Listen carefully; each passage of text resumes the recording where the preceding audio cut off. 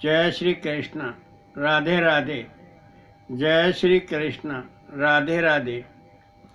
हरि शरणं हरि शरणं हरि शरणं हरि हरि हरि शरणं हरि शरणं हरि शरणं हरि हरि हरि शरणं हरि शरणं हरि शरणं हरि हरि हरि शरणं हरि शरणं हरि शरणं हरि हरि हरि शरणं हरि शरणं हरि शरणं हरि हरि हरि शरणं हरि शरणं हरि शरणं हरि हरि।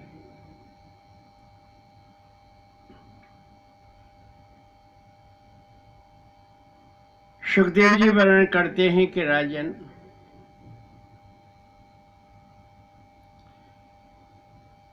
पिछले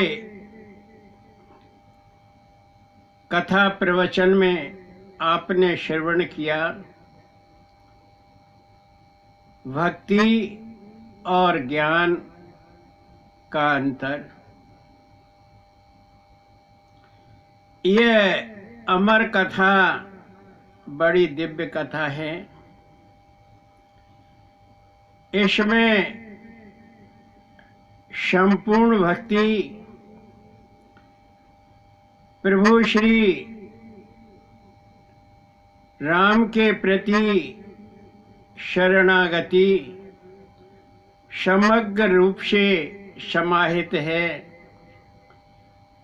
यदि इसका ध्यान पूर्वक श्रवण किया जाए तो जीव का कल्याण होना अपरिहार्य है। प्रभु श्री राम कितने कृपालु हैं, कितने दयालु हैं कि वह अपने भक्त पर अनुग्रह की वर्षा करते रहते हैं, अमृत वर्षा करते रहते हैं।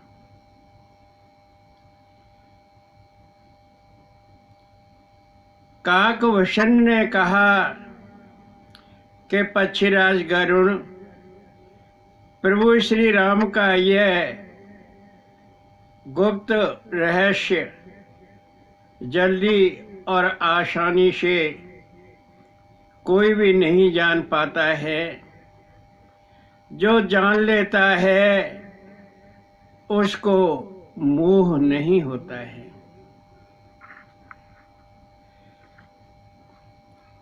पक्षीराज गरुड़ जीव के 6 शत्रु मुख्य हैं: काम, क्रोध, मद, मोह, लोभ और मत्सर। मत्सर कहते हैं ईर्ष्या को,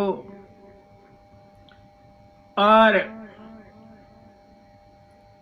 मद ऐश्वर्य वैभव को देखकर जीव को मद होता है। और लोभ किसी वस्तु को प्राप्त करने की इच्छा उसके अंतः में भी जागृत होती है, जबकि उसे वह नहीं करनी चाहिए। उसका लोभ किसी का ऐश्वर्य वैभव देखकर जीव को ईर्ष्या होने लगती है, जलन होने लगती है, उसे मत्सर कहते हैं। ये चीजें कुछ अल्पकालिक होती हैं, कुछ बड़ी कम मात्रा में होती हैं, क्रोध कभी कभी जीव को आता है। क्रोध कब आता है? जब किसी वस्तु का अभाव देखता है तो उसे क्रोध आता है। अभाव ग्रस्त भाव में जीव को क्रोध आता है। और मोह और काम दोनों ऐसे हैं जैसे रेल की पटरी समानांतर चलते हैं। जहाँ काम होता है वहाँ मोह होता है, और जहाँ मोह होता है वहाँ काम होता है। मोह काम को उत्पन्न करता है, और जब काम नहीं होता है तो जीव को क्रोध आता है। अर्थ हुआ कि इस मोह रूपी ग्रंथि को कैसे काटा जाए, कैसे इसको खोला जाए, जिससे जीव के अंतः में सत्य ज्ञान, तत्व ज्ञान प्रविष्ट हो।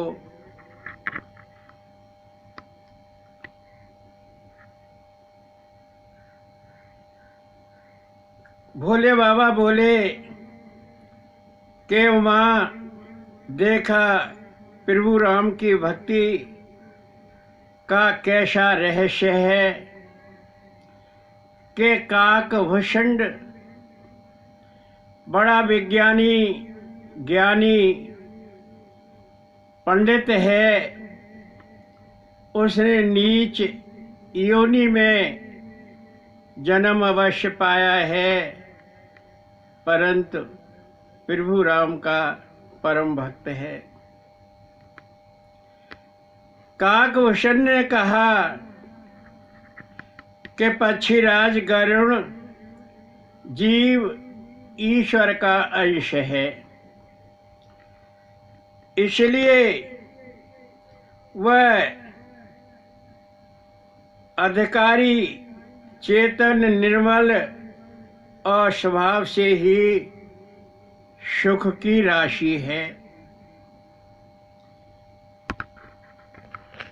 वह माया के वशीभूत होकर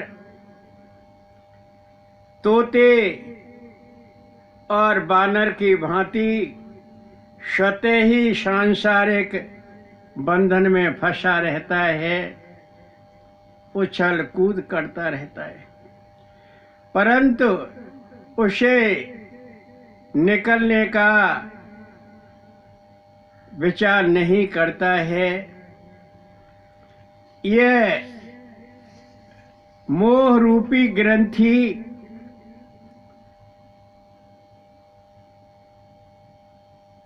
जो जड़ और चेतन में है, यह आसानी से नहीं कटती है। इसलिए जीव जन्म मरण के चक्कर में पड़ा रहता है, भटकता रहता है। न तो उसको उसकी ग्रंथि मोह को तोड़ने की, उस बंधन से बाहर निकलने की नहीं सोचता है, और वरना सुखी होता है। सुख के लिए प्रयास तो करता है, परंतु उसे दुख ही दुख प्राप्त होते हैं। पक्षीराज गरुण वेद पुराण उपनिषद में जीव के लिए बहुत सारे उपाय और साधन बतलाए गए हैं, परंतु वह उन साधनों से, उन उपायों से मोह रूपी ग्रंथि नहीं छूटती है, क्योंकि जीव के हृदय में अज्ञान छाया रहता है। उसे प्रभु श्री राम का ज्ञान ही नहीं होता है, तो वह अज्ञान रूपी ग्रंथि, मोह रूपी ग्रंथि कैसे छूट सकती है। पक्षीराज गरुण प्रभु श्री राम की कृपा से सात्विक श्रद्धा रूपी गऊ को उसके हृदय में बस जाए और फिर वह नामोच्चारण, जप, तप, दान, व्रत, पुण्य आदि के द्वारा धर्माचरण करे। अर्थ हुआ कि सात्विक की श्रद्धा रूपी गऊ, गऊ क्या है? श्रद्धा, भगवान के प्रति प्रेम होना सात्विक श्रद्धा रूपी गऊ है। और ये गऊ जब उसके अंतः में बस जाती है, राम भक्तों, कौन सी गऊ? श्रद्धा रूपी गऊ जब उसके हृदय में बस जाती है, तो फिर वह जप, तप, प्रभु श्री राम का व्रत, ध्यान आदि करने लगता है और दान पुण्य भी करता है। ये शुभ आचरण उसके हृदय में आने लगते हैं। तब उन्हीं शुद्ध धर्म आचरणों के हरे हरे तरणों को, गऊ को खिलाए। गऊ कौन सी है? श्रद्धा रूपी गऊ। और उसका चारा कौन सा है? जप, तप, ध्यान, दान, पुण्य, व्रत आदि धर्माचरण उसके चारे के तृण हैं। तब इन्हीं धर्म आचरणों को जो हरे हरे तृण हैं, उस श्रद्धा रूपी गऊ को खिलाए। और आस्तिक, प्रभु में आस्था रखने वाला भाव रूपी बछड़ा, कौन सा बछड़ा? भाव रूपी बछड़ा। और भाव कौन सा? आस्तिक। आस्तिक भाव रूपी बछड़ा उस गऊ को पशाए, और जब उस गऊ को पशा ले तो निवृत्ति नामक नोई, लोमना जिसको कहते हैं, उस गऊ के बांधे।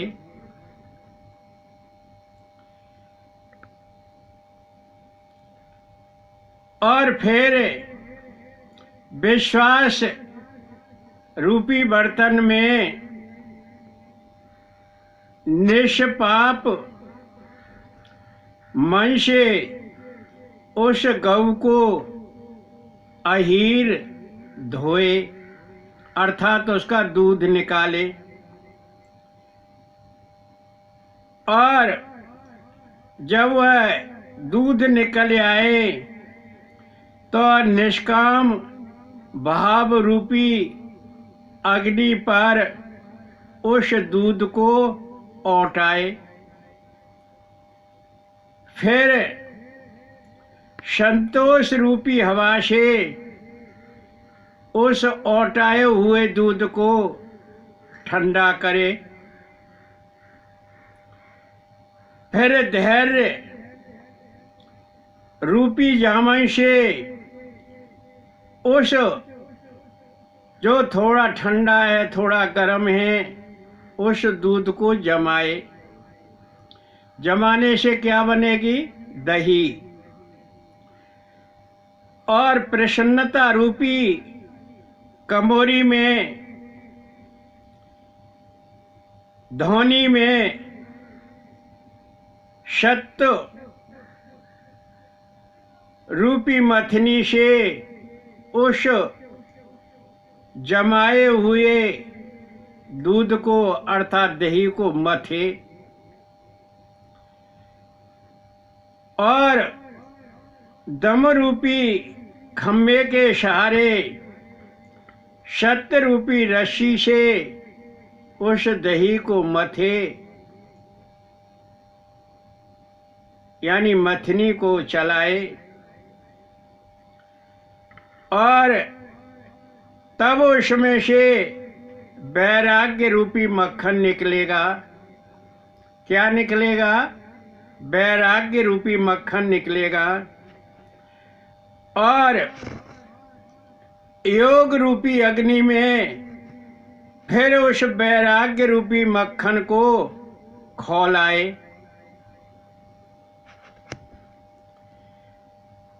फिर ममता रूपी मल को जलाए, उस मोह को जलाए। जो मक्खन निकला हुआ है उसको योग रूपी अग्नि में खौलाए। राम भक्तों, आपकी समझ में अच्छी तरह से आ रहा होगा। जब मक्खन निकलता है तो उसको खौलाते हैं, और जब खौलाते हैं तो मोह रूपी मल उसमें से जल जाता है। तब ज्ञान रूपी घी उस मक्खन में से निकलता है। उस ज्ञान रूपी घी को एक चित्त रूपी दीवा में रख दो, फिर सत्व रज तम रूपी कपास की बत्ती बनाओ। उस घी को दीवा में रखकर त्रिगुण रूपी कपास से बत्ती बनाओ, और विज्ञान रूपी दीपक को जलाओ। मद आदि सब पतंगे उसमें जल जाएंगे, और ज्ञान रूपी लौ से भेद रूपी भ्रम का नाश हो जाएगा। जब वह विज्ञान रूपी दीपक जलेगा तो मद आदि पतंगे जल जाएंगे और ज्ञान रूपी लौ जलेगी। तो जब ज्ञान रूपी लौ जलेगी तो भेद रूपी भ्रम का नाश हो जाएगा। पक्षीराज गरुण तब वह अविद्या रूपी ग्रंथि खुल जाती है, और खुलने के बाद भी फिर भी उसमें विघ्न आते हैं। जब कोई अच्छा काम करने लगोगे तो उसमें विघ्न आना अपरिहार्य है। क्योंकि फिर माया रूपी शक्ति उसमें विघ्न डालती है, अनेकों विघ्न डालती है, रिद्धि सिद्धि को भेजती है, कि बुद्धि को लोभ दिखाती है। देखिए, वो ग्रंथि खुल जाती है, लेकिन फिर माया अपना प्रभाव दिखाती है, अनेक विघ्न डालती है, रिद्धि सिद्धि को भेजती है और उसकी बुद्धि को लोभ दिखाती है। आंचल की बाह से ज्ञान रूपी दीपक को बुझा देती है। कौन बुझा देती है?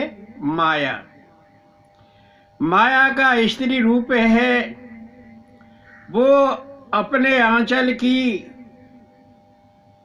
बाह से उस दीपक को बुझा देती है। काकभूषण कहता है कपच्छी राज गरुण, यदि बुद्धि चतुर है तो उन विघ्नों को फटकने नहीं देती, नहीं तो वह विघ्न उस पर अर्थात जीव पर सवार हो जाते हैं। यदि उसने माया के विघ्नों को दूर भी कर दिया अपनी चतुर बुद्धि के द्वारा, तो फिर देवता आकर उसके काम में अड़ंगा अटकाते हैं, विघ्न डालते हैं। हृदय रूपी घर के द्वार पर देवता अड्डा जमा देते हैं और वे विषय रूपी हवा दरवाजे को खोल देती है। देखिए कितना गूढ़ विषय है कि देवता भी आकर जीव का कल्याण नहीं होने देते हैं, वो भी विघ्न डालते हैं। वो भी विषय रूपी हवा दरवाजे पर चलाते हैं और वह दरवाजा खुल जाता है और तब ज्ञान रूपी दीपक बुझ जाता है और मोह रूपी ग्रंथि जीव की नहीं खुल पाती है, क्योंकि इंद्रियों और उसके देवताओं को ज्ञान नहीं अच्छा लगता है, उसे तो विषय भोग अच्छे लगते हैं। राम भक्तों, कृष्ण भक्तों, इंद्रियों के अलग अलग देवता होते हैं। ये बड़े बड़े विद्या विशारद ऋषि मुनि बतलाते हैं कि इंद्रियों के अलग अलग देवता होते हैं और वह जिस देवता का स्मरण करती है उस इंद्रिय के पास वही देवता उपस्थित हो जाता है। तो इंद्रियों और उसके देवताओं को यह ज्ञान अच्छा नहीं लगता है। कौन सा ज्ञान? दीपक की ज्योति रूपी ज्ञान, वह अच्छा नहीं लगता है।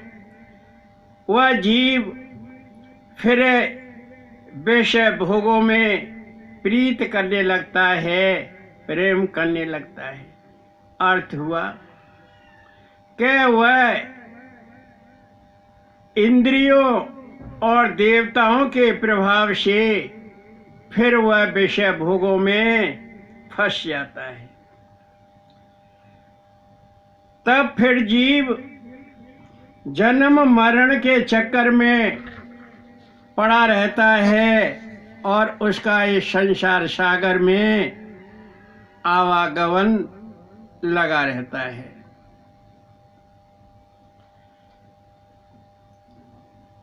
भोले शंकर ने कहा कि पार्वती, काकभूषण कितना संज्ञानी, कितना विज्ञानी है। आप तो कह रही थी कि गरुड़ ने अपने नारायण को छोड़ दिया, ऋषि मुनि संतों को छोड़ दिया और नीच योनि में प्राप्त काकभूषण से ज्ञान प्राप्त किया। ऐसा काकभूषण के अंत में क्या था? भोले बाबा बोले कि उमें देख लिया काकभूषण कितना ज्ञानी, विज्ञानी, संज्ञानी है। वह पक्षीराज गरुड़ जो परब्रह्म का बाण है, उसको तत्व ज्ञान दे रहे हैं, समझा रहे हैं कि पक्षीराज गरुड़ भगवान की माया अत्यंत दुस्तर है, यह आसानी से पीछा नहीं छोड़ती। ज्ञान कहने, समझने और साधने में भी कठिन है। तत्व ज्ञान ऐसे हृदय में नहीं उतरता है जब तक कोई उसको गुरु, संत, सद्पुरुष न मिल जाए और उसको दृष्टांत दे देकर, उदाहरण दे देकर भगवान की नाना लीलाओं का श्रवण करा के तब कहीं ज्ञान अर्थात तत्व ज्ञान, भगवान श्री राम का ज्ञान उसके हृदय में उतरता है। ज्ञान मार्ग दुधारी तलवार के समान है। पक्षीराज गरुड़, ज्ञान मार्ग आसान नहीं है। दुधारी तलवार के समान है। अर्थ हुआ कि यदि इधर से चलेगा तो तलवार दिखाई देती है, उधर से चलेगा तो तलवार दिखाई देती है। जो ज्ञान मार्ग को निर्विघ्न वर्तता है वह सात्विक, श्रद्धामय जीव निर्विघ्न यदि अपनी चतुर बुद्धि के विवेक द्वारा उस ज्ञान मार्ग को निर्विघ्न बरतता है, व्यवहार में लाता है, तो वही भगवान श्री राम से साक्षात्कार करता है और उसको मोक्ष पद प्राप्त होता है। पक्षीराज गरुड़, परम पद पाना बड़ा दुर्लभ है, यह आसानी से प्राप्त नहीं होता है। परंतु ये सांसारिक नाना उपाय साधन जो वेद पुराण उपनिषदों में वर्णित हैं, ये मोक्ष पद नहीं दिला सकते। मोक्ष पद तो केवल हर व्यक्ति से ही प्राप्त होता है। जब तक भक्त भगवान की शरणागति प्राप्त नहीं करता है, भगवान की शरणागति प्राप्त करके उसके चरणों में प्रेम नहीं करता है, तब तक उसे हर भक्ति नहीं आती है। हर व्यक्ति ही इस कल काल में, इस घोर कलयुग में कल्याणकारी है। उसी से जीव को सांसारिक दुख, संताप, कलह, कलेशों से छुटकारा मिलता है और अंत में उसे मोक्ष पद प्राप्त होता है। काकभूषण ने कहा कि गरुण, मैं सेवक और भगवान मेरे सेव्य और स्वामी हैं। मैं सेवक की भी और भगवान की भी आराधना करता हूँ। जो जड़ को चेतन और चेतन को जड़ बना देते हैं, इसलिए पक्षीराज गरुण, तू उस परम ब्रह्म को ही भज, तेरा कल्याण हो जाएगा।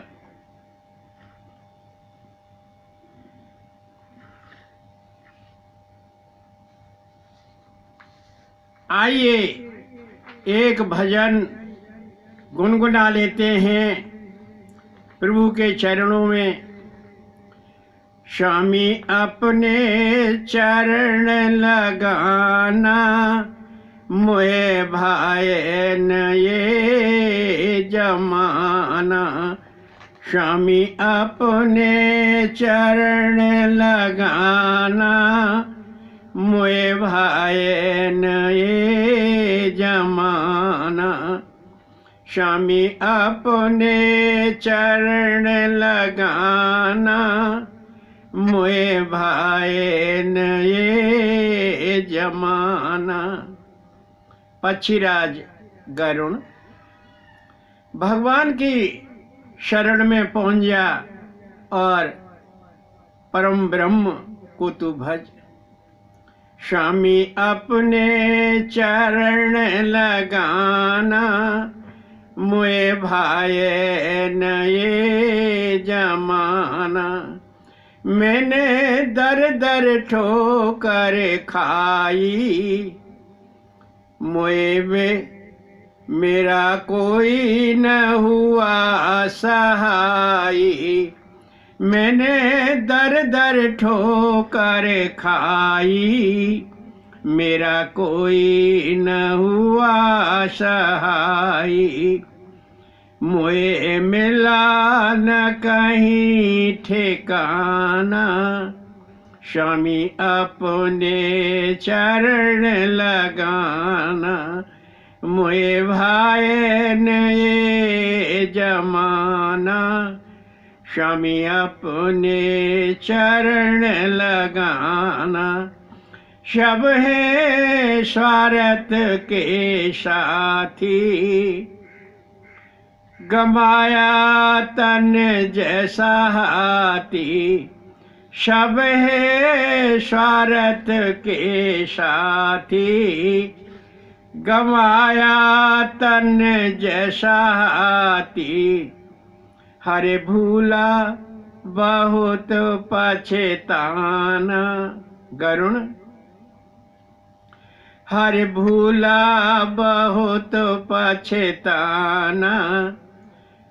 मोहे भाए न ये जमाना, स्वामी अपने चरण लगाना। मोहे भाए न ये जमाना, मोह माया की तृष्णा भारी, अटकी नहीं निकल सुखारी। मोह माया की तृष्णा भारी, अटकी नहीं निकल सुखारी।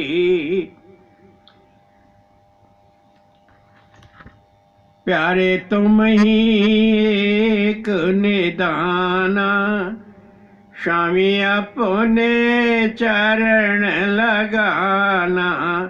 मोए भायन ये जमाना, स्वामी अपने चरण लगाना। हर बीती याद नहीं कीना, तुम्ही दीनानाथ मैं दीना। हर बीती याद नहीं कीना, तुम्ही दीनानाथ मैं दीना। मेरा तुम बिन नहीं ठिकाना, मेरा तुम बिन नहीं ठिकाना। स्वामी तुम्ही मुझे अपनाना, मोए भायन ये जमाना। स्वामी अपने चरण लगाना, मोए भायन ये जमाना। स्वामी अपने चरण लगाना। तो काकभूषण ने कहा, तो गरुड़ के हृदय में कुछ तत्व ज्ञान का आभास हुआ और वह मन ही मन भगवान की शरणागति पुनः प्राप्त करने के लिए उत्सुक हुआ। उसका भ्रम कुछ दूर हुआ। भोले बाबा बोले कि पार्वती देखा कितना सुंदर है काकभूषण का श्री अमर कथा का प्रवचन। जो जीव काकभूषण की अमर कथा का रसास्वादन ले लेता है, कथा अमृत का पान कर लेता है, वह इस भवसागर से तर जाता है। काकभूषण ने कहा कि गरुड़, राम की भक्ति बड़ी सुंदर चिंतामणि है। यह भक्ति रूपी मणि जीव का कल्याण कर देती है। तू भी राम की शरण में आकर भक्ति को धारण कर। जब श्री राम की भक्ति रूपी मणि जीव के हृदय में बस जाती है तो जीव का कल्याण कर देती है। दिन रात स्वतः ही प्रकाश स्वरूप है, उसके लिए दीपक, घी, बत्ती आदि की आवश्यकता नहीं होती। इन सांसारिक वस्तुओं की आवश्यकता नहीं होती। राम की भक्ति रूपी चिंतामणि स्वतः ही प्रकाशवान है। गरुड़ मोह आदि विघ्न उसके पास तक नहीं फटकते हैं और लोभ रूपी हवा उसको बुझा नहीं सकती है। क्रोध उसको डरा नहीं सकता है। मद उसका कुछ नहीं बिगाड़ सकता है। ये 6 शत्रु जो जीव के प्रबल शत्रु हैं, काम, क्रोध, मद, मोह, लोभ और मत्सर,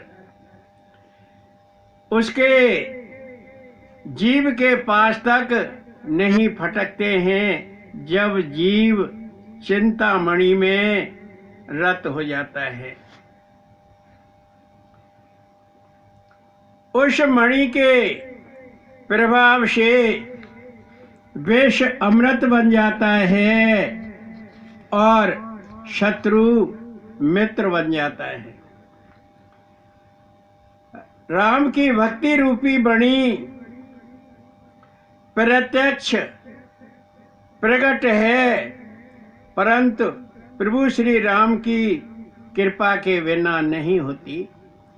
जब तक श्री राम का अनुग्रह जीव पर नहीं होता है तो वह भक्ति रूपी मणि जीव को प्राप्त नहीं होती है। वेद पुराण आदि पर्वत हैं, प्रभु श्री राम की गाथाएं खान हैं। बुद्धि रूपी विवेक कुशल है और संत पुरुष उस खान के रहस्य को जो मर्मज्ञ हैं उस खान के बतलाते हैं। ज्ञान वैराग्य 2 नेत्र हैं। जीव प्रेम द्वारा भक्ति रूपी मणि को प्राप्त करता है। पक्षीराज गरुण समस्त साधनों का फल एकमात्र भगवान श्री राम की भक्ति ही है, परंतु वह सद संतों सदगुरुओं के द्वारा ही प्राप्त होती है, बिना संतों के प्राप्त नहीं होती। जब तक जीव का विवेक जागृत नहीं होता है तब तक वह भक्ति रूपी मणि जीव को प्राप्त नहीं होती है। पक्षीराज गरुण ब्रह्म वेद समुद्र हैं और ज्ञान मंदराचल गिर है। अर्थ हुआ कि ब्रह्म वेद समुद्र हैं और ज्ञान मंदराचल गिर है, अर्थात मथनी है। उन ब्रह्म वेदों को मथा जाए। गुरु संत देवता हैं जो समुद्र को मथ कर अमृत निकालते हैं। राम भक्तों, कृष्ण भक्तों, ये ध्यान पूर्वक समझ लो कि ब्रह्म वेद समुद्र हैं, समुद्र कोई महासागर नहीं है, और विवेक मंदराचल पर्वत है। गुरु संत देवता हैं जो उस ब्रह्म वेद रूपी समुद्र को ज्ञान रूपी मंदराचल गिर द्वारा मथ कर अमृत निकालते हैं और राम भक्तों को पिलाते हैं। यह अमर कथा समग्र भक्ति जीव को प्रदान करती है। आइए कुछ भजन गुनगुना लेते हैं। नाम मीरा नाम राधा, फिर भी श्याम को पाना है। नाम मीरा नाम राधा, फिर भी श्याम को पाना है। पाश हमारे कुछ भी नहीं है, केवल भाव चढ़ाना है। नाम मीरा नाम राधा, नाम मीरा नाम राधा, फिर भी श्याम को पाना है। पाश हमारे कुछ भी नहीं है, केवल भाव चढ़ाना है। जब से तेरी सूरत देखी, तुम में प्रेम की मूरत देखी। जब से तेरी सूरत देखी, तुम में प्रेम की मूरत देखी। अपना तुम्हें बनाना है।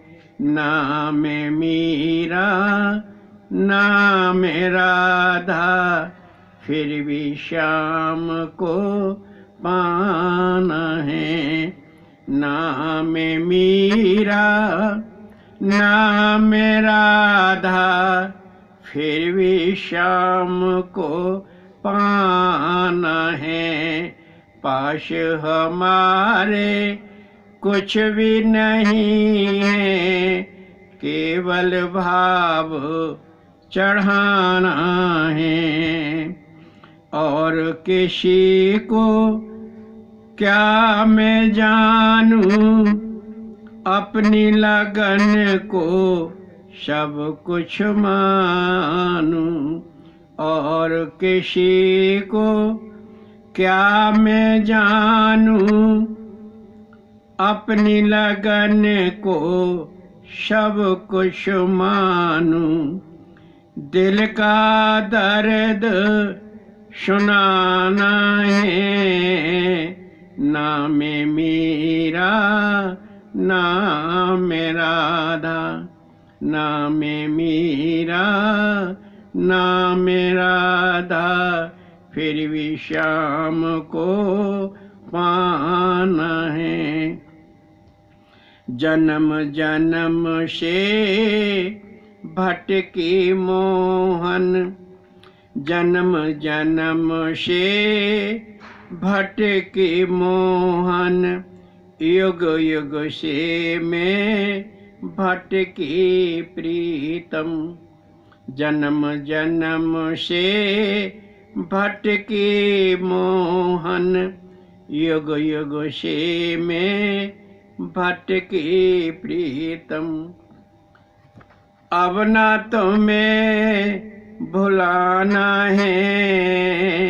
नाम मीरा नाम राधा, फिर भी श्याम को पाना है। नाम मीरा नाम राधा, फिर भी श्याम को पाना है। पाश हमारे कुछ भी नहीं है, केवल भाव चढ़ाना है। जय श्री कृष्ण, जय श्री राम। राधे राधे।